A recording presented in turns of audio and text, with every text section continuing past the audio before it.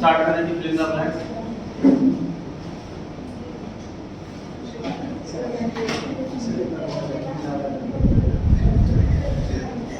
Unilateral transfer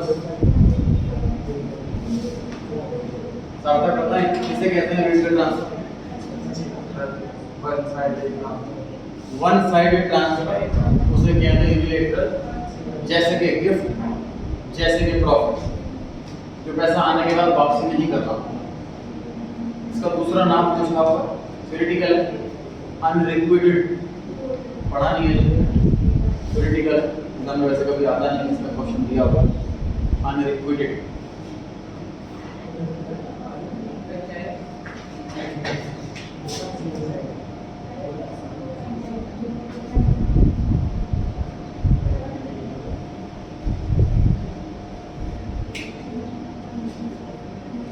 theoretical दूसरा नाम दिया हुआ जैसे above the line, below the line, ऐसे नाम के दूसरे एक्यूमुलेटिंग वाले।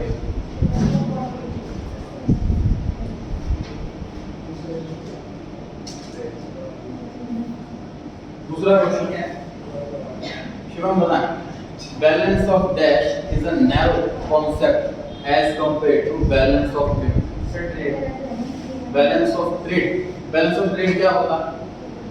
बैलेंस शीट होता है जिसमें हम एक्सपोर्ट अदा करते हैं, इंपोर्ट कम करते हैं। बैलेंस ऑफ ट्रेड मतलब क्या होता है? और इसको टेक्निकल एक्सपोर्ट से difference between export and import of visible item. The difference between export of visible, answer दिखा रहे हैं आपने? मैं सब बताता हूँ। Difference between export of visible item and import of visible item उसे कहते हैं बैलेंस ऑफ ट्रेड। दोनों को माइनस करने के बाद जो बैलेंस आता है उसे बोलते हैं बैलेंस ऑफ ट्रेड। एक्सपोर्ट ज्यादा भी हो सकता है, इंपोर्ट ज्यादा भी हो सकता है, दोनों में से कोई सा भी ज्यादा रहेगा वो बैलेंस ऑफ ट्रेड। ठीक है, एक्सपोर्ट ज्यादा होगा तो सरप्लस बोल देंगे, इंपोर्ट ज्यादा होगा तो डेफिसिट बोल देंगे, लेकिन रहेगा वो बैलेंस ऑफ ट्रेड। ठीक है, as compare to balance of payment. So balance of payment के अंदर तो इंपोर्ट एक्सपोर्ट भी आ गए, इनविजिबल आइटम भी आ गए, एसेट लायबिलिटी वाला भी आ गया, सब कुछ आ गया। तो balance of trade narrow concept है, छोटा कॉन्सेप्ट है as compare to balance of. सही। Third question, in current account when the value of credit items are more than debit items, it indicates net dash of foreign exchange। Question आपके बारे आपको बताना है कि करंट अकाउंट में credit item कौन सी होती है? करंट अकाउंट के अंदर क्रेडिट आइटम कौन सी होती है?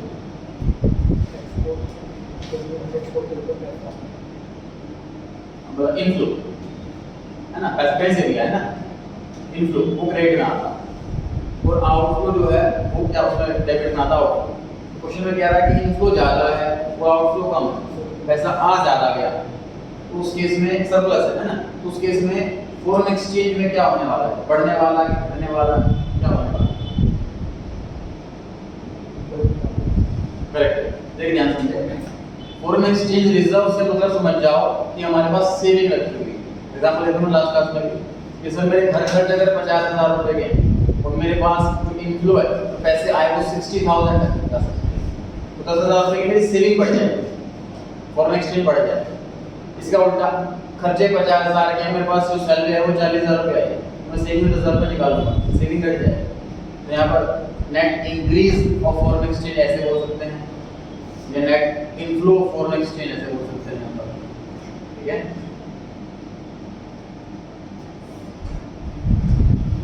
और क्वेश्चन पढ़ेंगे। For equilibrium in balance of payment, equilibrium से मतलब क्या समझते हैं? इक्वल। बैलेंस ऑफ पेमेंट में इक्विलिब्रियम आ जाए मतलब इनफ्लो और आउटफ्लो बराबर हो जाए, जितना पैसा आया उतना ही पैसा गया, इनफ्लो आउटफ्लो बराबर हो जाए, उसे बोलते हैं इक्विलिब्रियम होना, balance of payment. The sum total of dash account and dash account should be 0। अब आपके बारे दो ही अकाउंट होते हैं सर बैलेंस ऑफ पेमेंट में, कैपिटल अकाउंट और करंट अकाउंट, दोनों का अकाउंट का बैलेंस 0 हो जाना चाहिए। कैपिटल और जो मर्जी आगे पीछे लिख सकते हैं, करंट एंड कैपिटल या capital and current.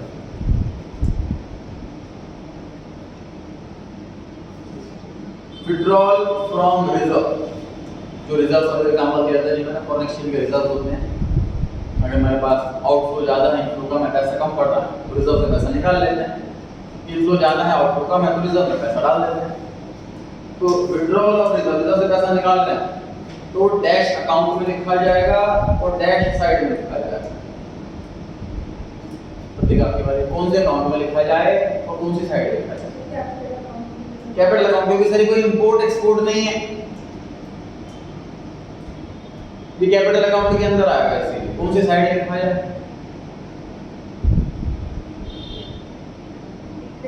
Credit side, क्योंकि कैश आ रहा है इसके अंदर। जब मैं सेविंग से पैसा निकालता हूं तो कैश आता है ना हमारे पास। तो बस ये बात है, विड्रॉ का मतलब इनफ्लो ही तो है और डिपॉजिट का मतलब आउटफ्लो होता है, ठीक है? तो कैपिटल अकाउंट में और क्रेडिट साइड क्लियर हो गई जी बात? चलिए 6 पर आ गए। All the transaction in the BOP can be grouped into mainly 2 accounts. माने आपके बारे आसान है, दूसरा भी बताओ। 7th question, if a country exports more goods than what it imports, तो बैलेंस ऑफ ट्रेड को क्या कहा जाए? बताइए क्या कहा जाए? सरप्लस कहा जाएगा। सही, एक्सपोर्ट ज्यादा है, इंपोर्ट कम है तो सरप्लस। वहीं मार्केट्स का उल्टा होता, इंपोर्ट ज्यादा होता है, एक्सपोर्ट कम, तो क्या कहते हैं? आंसर आता डेफिसिट आंसर आता। सही। 8 क्वेश्चन पर आ गए। Dash is the difference between value of export and import of goods. Export और इंपोर्ट ऑफ गुड्स के डिफरेंस बताना है, आपकी बारी आ गई।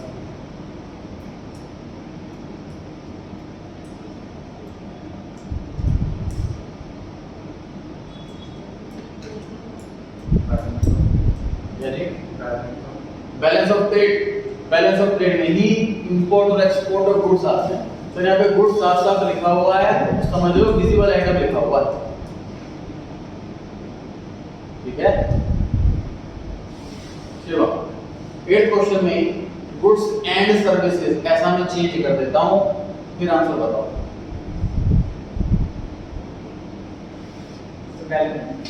सर वही रहेगा sir, balance of limit.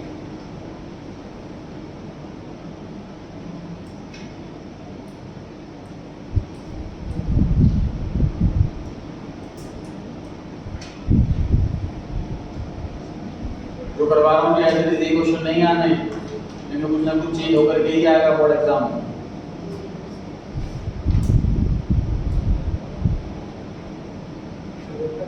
Current account correct है। एक्सपोर्ट और इंपोर्ट, विजिबल और इनविजिबल आइटम में जो डिफरेंस है वो करंट अकाउंट में तो आता, क्योंकि एक साइड इंपोर्ट आएगा, एक साइड एक्सपोर्ट आएगा, जो डिफरेंस है वही बैलेंस शीट फिगर आएगा, ठीक है?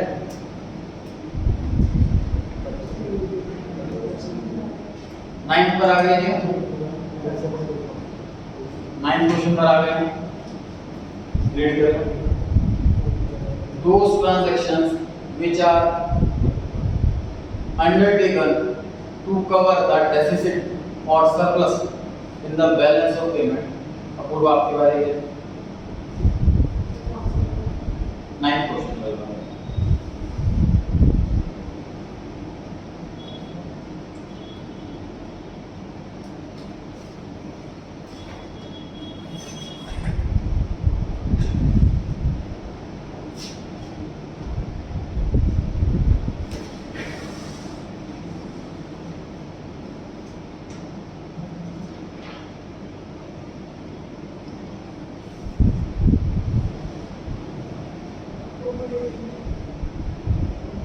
सही है। अकोमोडेटिंग ट्रांजैक्शन, अकोमोडेटिंग टर्म्स होती हैं, एग्जांपल दिया था जी मैंने पहले आपको, कोई खर्चे वाले, सर खर्चे ज़्यादा हो गए, पैसा चाहिए, इक्वल करने के लिए मैंने लोन ले लिया, ये पैसा ज़्यादा हो गया तो लोन दे दिया, प्रॉफिट के लिए नहीं किया, हम कहते हैं इक्वल करने के लिए काम किया जाता है। आंसर है जी accommodating transactions items. 10th question पर आ गए sir. Dash account of a country refers to an account which records export and import of goods and services and unilateral transfers. बताएं करंट अकाउंट। दूसरा भी बताओ, 11th पढ़ेंगे। Current account surplus arises when credit items are dash then debit. बताएं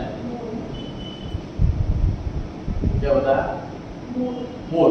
credit item ज्यादा, sir credit item में inflow आती है कि आउटफ्लो आती है? बताइए। इनफ्लो आते हैं, तो पैसा आ ज्यादा रहा है, क्रेडिट आइटम ज्यादा है तो सरप्लस तो होगा। Current account deficit arises when credit items are less. Credit item का मैं मतलब इनफ्लो कम है, आउटफ्लो ज्यादा है तो डेफिसिट आता है। क्लियर हो गई बात? 12th पर आ गए। One dash transactions are determined by the gap in balance of payment.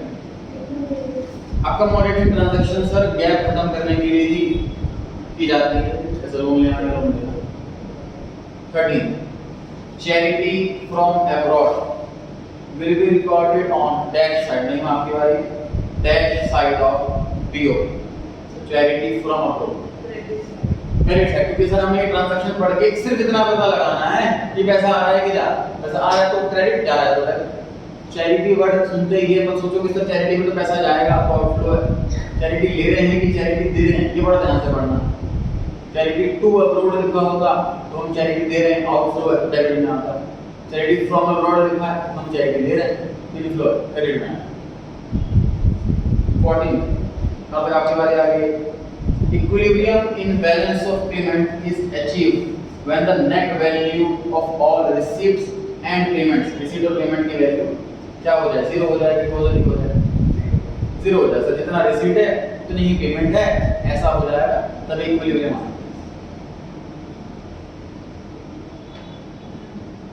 True false हो गए हैं, ट्रू फॉल्स हो चुके हैं हमारे, है ना?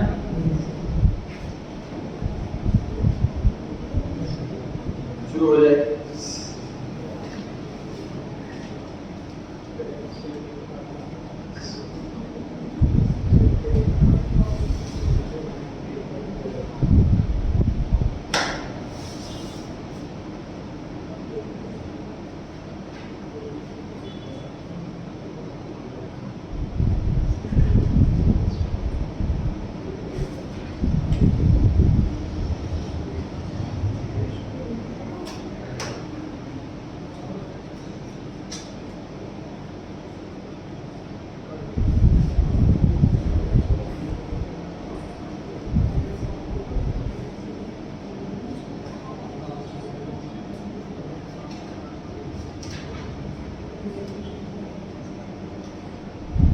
इसमें 4 आइटम कॉलम 1 में हैं, 4 आइटम कॉलम 2 में हैं। कोई सिंगल पेयर या कोई 2 पेयर या कोई 3 पेयर या कोई 4 पेयर मैच है। ऐसा नहीं है कि ABCD में सभी में चारों कोई ना कोई आएगा ही आएगा। हो सकता है 2 पेयर बने, हो सकता है 1 पेयर बने, हो सकता है 3, हो सकता है 4। ट्राई कीजिए सभी।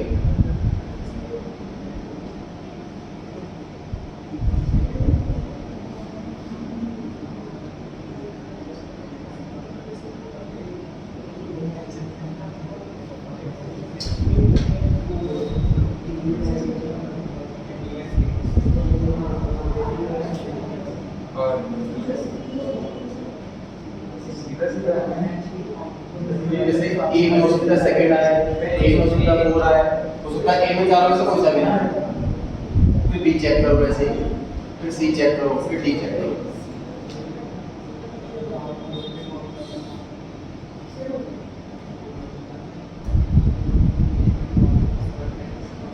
इसके बारे चल रही है क्यों आपके बारे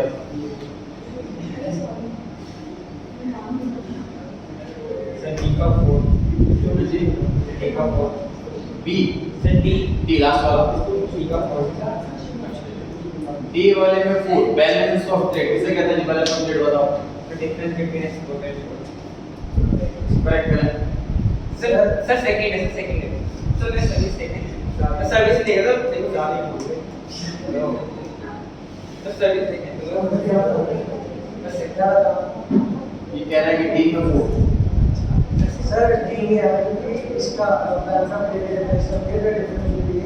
export and import of goods of visible है या गुड में गुड्स वर्ड ही रिलेटेड मतलब था एंड सर्विस अगर नहीं लिखा होता तो डी में फूड आ जाता तो डी और फोर को गलत है ये वाला पीरियड गलत और क्या बता सही है कौन सा सर सेकंड वाला और डी विजिबल आइटम और balance of trade sir visible item होना सफिशिएंट नहीं है एक्सपोर्ट और इंपोर्ट ये होना भी सफिशिएंट है मान लीजिए हम इंडिया में कुछ बना रहे हैं इंडिया में ही बेच रहे हैं तो वो तो विजिबल आइटम है बट वो थोड़ी ना बैलेंस ऑफ ट्रेड का पार्ट ठीक है आप शब्द आप ट्राई करें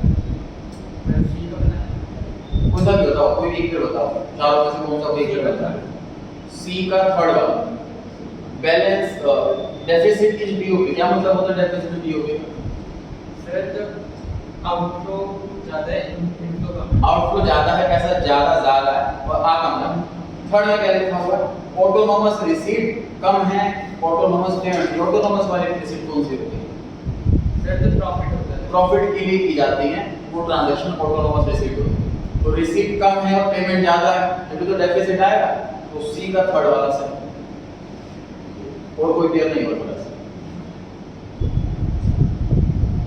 ठीक है शुरू हो जाइए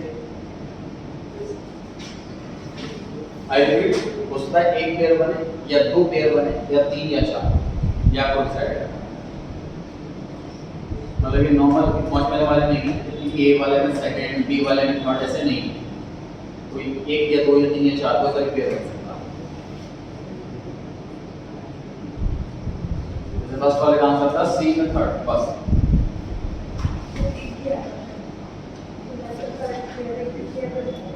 हाँ जी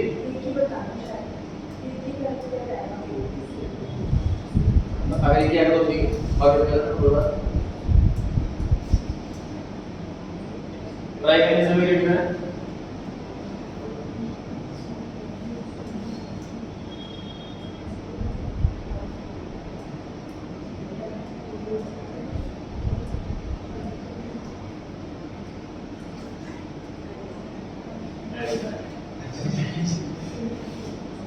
सर सी में फर्स्ट है सी में रेमिटेंस मतलब पैसे भिजवाना रेमिटेंस सक्षम आपकी बात चल रही है फिर सभी कर लीजिए ए में second export of software to France तो एक्सपोर्ट कैपिटल अकाउंट क्या सर अपनी बारी का वेट करें अपूर्व आपकी बारी आ गई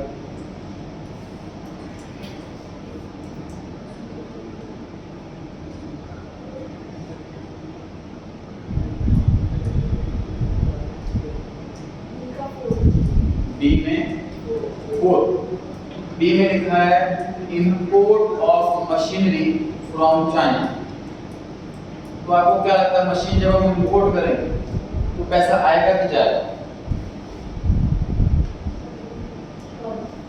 हाँ जी बी में third import of machinery from China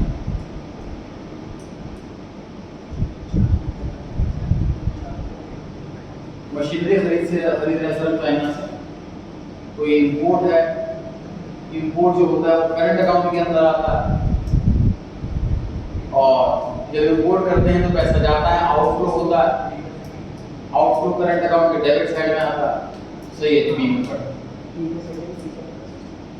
B में फट सही है ठीक है, ट्राई करें। कोई और भी पेयर बन रहा है क्या?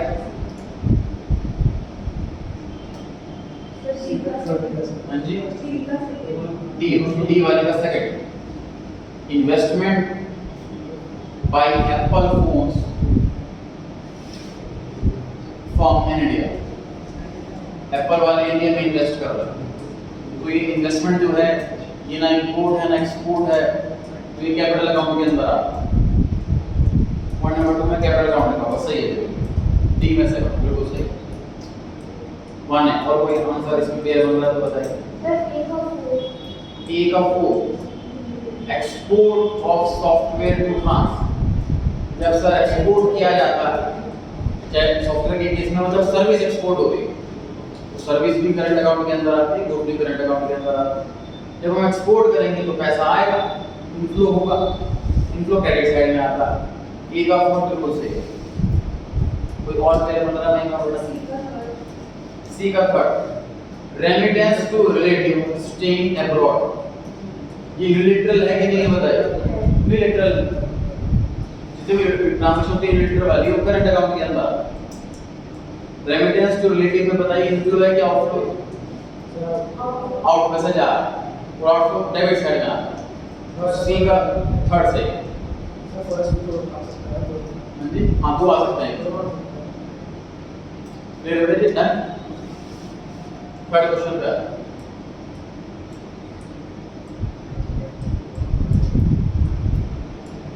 बैलेंस ऑफ ट्रेड इसमें बताना है, जिसमें कौन सा मतलब इसकी बारे मैं आपके बारे बताएं।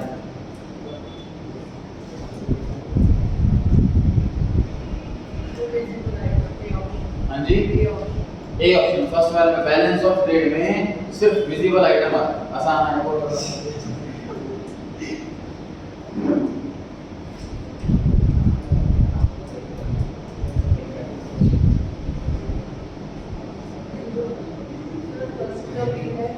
फर्स्ट में बी करंट अकाउंट के अंदर इंपोर्ट और एक्सपोर्ट और सर्विस आता है।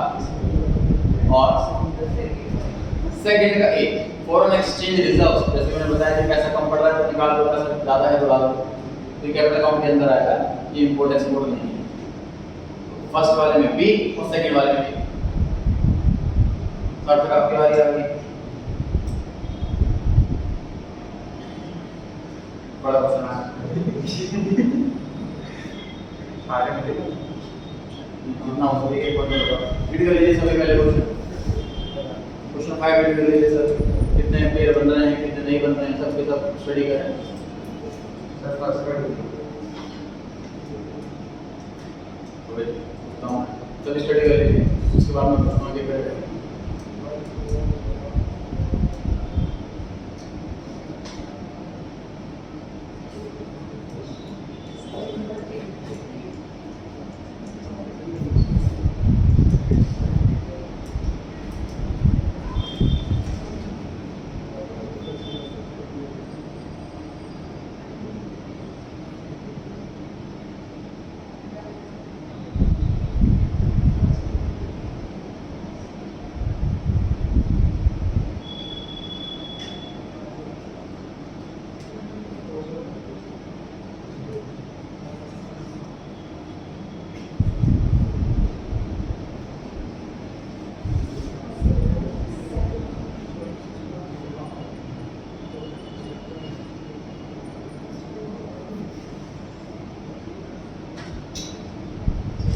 स्टडी कर लेंगे, सभी सारे आंसर निकाल करके रखें।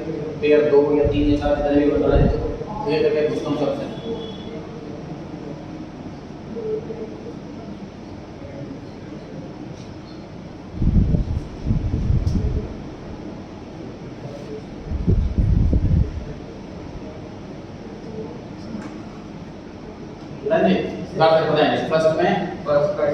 फर्स्ट में डी बैलेंस ऑफ ट्रेड में difference between export and import of goods. First में डी बिल्कुल सही है। सुनो आपकी बात। सेकंड का बताएं कौन सा आंसर होगा। सर सेकंड का बताना क्वेश्चन का कौन सा बताओ। थर्ड का ए। थर्ड का ए कैपिटल अकाउंट के अंदर बोरोइंग आती है और लैंडिंग्स मतलब हम उधार दे रहे हैं किसी को अब्रॉड से अब्रॉड में। बिल्कुल सही है जी, कैपिटल अकाउंट के अंदर बोरोइंग वगैरह आती है और इन्वेस्टमेंट वगैरह आती है, तो थर्ड का ए बिल्कुल सही है। अब सर फोर्थ का है फोर्थ का एफ, क्रेडिट साइड में सारे के सारे इनफ्लो आते हैं, क्रेडिट साइड में इनफ्लो आता है, डेबिट साइड में आउटफ्लो आता है, तो बिल्कुल सही है। फोर्थ में एफ बिल्कुल सही है। अक्षर सेकंड में ई, सेकंड में लिखा हुआ है कि सरप्लस इन बीओपी, बीओपी में सरप्लस कब आता है, ई में लिखा हुआ है जब ऑटोनोमस रिसीट ज्यादा हो और पेमेंट कम हो तब सरप्लस आता है, बिल्कुल सही है। सक्षम जिसका B, below the line item, accommodating item का दूसरा नाम था बिलो द लाइन, जो ऑटोनोमस का दूसरा नाम बताओ। अब द लाइन ऑटोनोमस का दूसरा नाम था अपूर्वाना, हो सकता है और फिर ना बन रहे हो, उसका बन रहा है। सिक्स्थ का सी, वन वे ट्रांजैक्शन, अभी पढ़ा था जी हमने, यूनिलैटरल ट्रांजैक्शंस का दूसरा नाम अनरिक्विटेड ट्रांसफर्स, दूसरा नाम पढ़ा था हमने, और वन वे किसी को कहते हैं, तो सिक्स्थ वाले का आंसर सी होगा। सारे पेयर में सारे हो गए ना,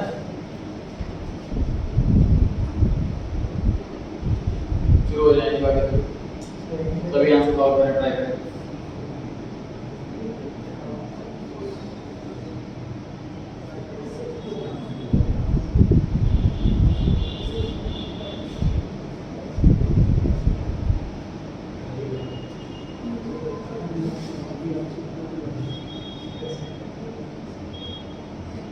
इसमें सिर्फ हमने सामने सामने वाला देखना, तो ए के सामने लिखा हुआ 1, वो अगर सही है तो ए ऑप्शन सही है। बी के सामने सेकंड लिखा हुआ है, अगर वो सही लिखा हुआ है तो बी ऑप्शन सही है। सी के सामने जो थर्ड लिखा हुआ है, अगर वो सही है तो सी ऑप्शन सही है। डी के सामने 4 लिखा हुआ है, अगर वो सही लिखा हुआ तो डी ऑप्शन सही है। मतलब सामने सामने वाला ही देखना है, ए में थर्ड आंसर आ जाए ऐसा कुछ ऑप्शन नहीं है। समझ में आ गई बात? रीड कर लेंगे सभी। प्रतिभा आपकी बारी। बी ऑप्शन, सेकंड वाला ऑप्शन जी, करंट अकाउंट सरप्लस तब आता है जब रिसीट ज्यादा हो और पेमेंट कम हो, बी ऑप्शन से। फिर जब सबको भी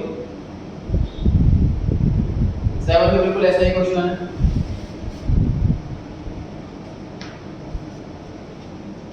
ए के सामने सामने वाला देखना सभी।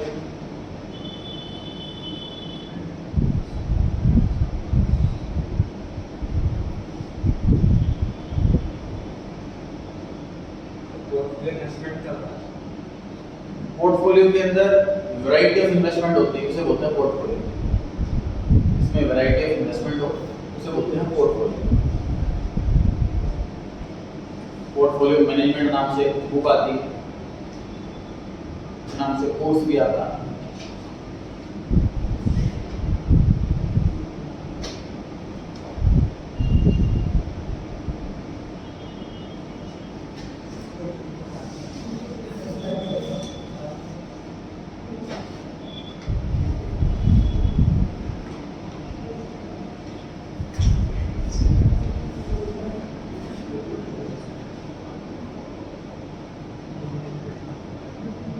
वन आपकी बारी आ गई है। कौन सा ऑप्शन? सेकंड वाला option. Trade surplus an element of invisible item. Trade वाले में यूजर बोलेंगे नहीं,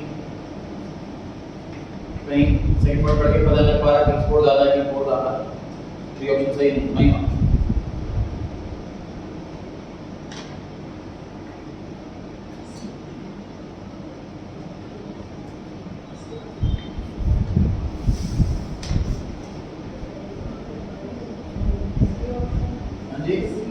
सी option, current transfers to rest of the world, हम बाहर के वर्ल्ड में ट्रांसफर कर रहे हैं कुछ, रिकॉर्डेड एज पॉजिटिव आइटम, हम ट्रांसफर कर रहे हैं तो आउटफ्लो तो नेगेटिव हो, पॉजिटिव नहीं हो। साथ लास्ट वाला ऑप्शन है पोर्टफोलियो इन्वेस्टमेंट। इसमें होती है variety of investment, foreign institutional investor जो होते हैं एक ही जगह पैसे इन्वेस्ट नहीं करते, कई जगह पैसे इन्वेस्ट करते हैं।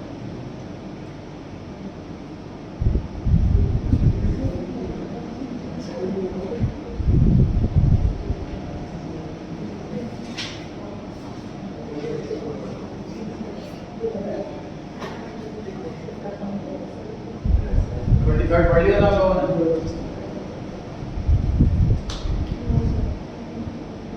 लास्ट कौन सा पढ़ा था आपकी?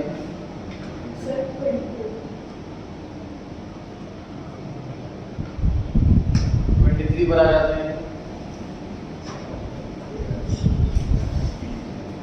Trade deficit must exist if a country is facing a situation of current account deficit. Current account deficit है सर, मतलब कि टोटल इनफ्लो जो है वो कम है, आउटफ्लो ज़्यादा है, चाहे वो गुड्स का एक्सपोर्ट इंपोर्ट हो, चाहे सर्विस का एक्सपोर्ट इंपोर्ट हो, चाहे यूनिट ट्रांसफर हो। ट्रेड डेफिसिट का मतलब सिर्फ गुड्स का एक्सपोर्ट इंपोर्ट की वजह से आउटफ्लो ज़्यादा इनफ्लो हो। तो क्वेश्चन में लिखा हुआ है कि अगर करंट अकाउंट डेफिसिट है तो पक्की बात है ट्रेड डेफिसिट भी होगी ही होगी। Trade deficit must exist if current account deficit exist in the country. तो ये सही है कि नहीं है, ये गलत, सही है कि गलत? आंसर है जी गलत है। गलत क्यों है? क्योंकि ट्रेड डेफिसिट सिर्फ विजिबल आइटम की होगी, करंट अकाउंट डेफिसिट 3 आइटम की होगी, विजिबल, इनविजिबल, यूनिलैटरल। तो हो सकता है करंट अकाउंट डेफिसिट यूनिलैटरल की वजह से डेफिसिट आ रहा है या इनविजिबल आइटम की वजह से डेफिसिट आ रहा है, जरूरी नहीं है गुड्स की वजह से डेफिसिट आ रहा है। पढ़ते हैं आंसर। ट्रेड डेफिसिट अराइज कब होता है? जब कंट्री का विजिबल आइटम का इंपोर्ट ज्यादा होता है और विजिबल आइटम का एक्सपोर्ट कम होता है। इंपोर्ट ज्यादा, एक्सपोर्ट कम, सिर्फ visible item. Whereas current account deficit occurs when the foreign exchange payments on account of visible item, invisible item and current transfer जो यूनिट वाले होते हैं, ये तीनों are in excess over foreign exchange receipt, पैसा मिल रहा है इन्हीं तीन आइटम, विजिबल, इनविजिबल और करंट ट्रांसफर। ट्रेड डेफिसिट एक छोटा कॉन्सेप्ट है, narrow concept as compare to current account deficit. Country situation अगर फेस कर रही है करंट अकाउंट डेफिसिट तो ये भी हो सकता कि ट्रेड सरप्लस आ, सर्विस में नेगेटिव है, यूनिलैटरल में नेगेटिव है, इस वजह से। क्लियर हो जाएगा? 24 पर आ गए। Capital account transactions lead to future claims. तो ये बात सही है कि नहीं? देखिए जब हम पैसा एसेट खरीदते हैं तो फ्यूचर में हम उसको बेचिंग कभी ना कभी क्लेम करेंगे पैसा। लोन हमने लिया, सामने वाला क्लेम करेगा हमसे फ्यूचर में। हमने लोन दिया, हम क्लेम करेंगे फ्यूचर में। किसी ने हमारे पास पैसा इन्वेस्ट करा तो फ्यूचर में पैसे मांगेगा, पैसे बेचेगा। तो फ्यूचर क्लेम आता ही आता है कैपिटल अकाउंट में जो ट्रांजैक्शंस होती है। बेसिकली इनकम एक्सपेंस ऐसी चीज है जो फ्यूचर को क्लेम, मतलब मैंने कुछ एक्सपोर्ट किया पैसा मिल जाएगा तो कुछ फ्यूचर क्लेम बचेंगे। लेकिन मैं किसी फॉरेन में अपनी ब्रांच खोल रहा हूँ तो फ्यूचर में क्लेम करो, फ्यूचर क्लेम आता ही आता है कैपिटल अकाउंट वाले ट्रांजैक्शंस में। करते हैं answer. The given statement is defined, हम इसका डिफाइन कर रहे हैं, इसका सपोर्ट कर रहे हैं, ये बिल्कुल सही है। Capital account records all the international transactions of assets where assets are different forms of wealth holding instrument. जैसे किसी कंपनी के शेयर्स ले लिए, बॉन्ड्स ले लिए, डिबेंचर्स ले लिए, लोन ले लिया, गवर्नमेंट डेट मतलब loan. All these instruments create claims one way or another. Future में क्लेम किया जाए। Thus, we must say that capital account transactions give rise to future claim. Clear हो गई बात? एसेट लायबिलिटी वाले केस में future में क्लेम आएगा ही आएगा। इंपोर्ट एक्सपेक्ट में एंड टू एंड सब क्लियर हो जाएगा। इंटरनेट हो गए हैं, हमारे प्रोफाइल भी हो गए हैं, बैंक डबल भी हो गए हैं। When we start करेंगे नेक्स्ट क्लास।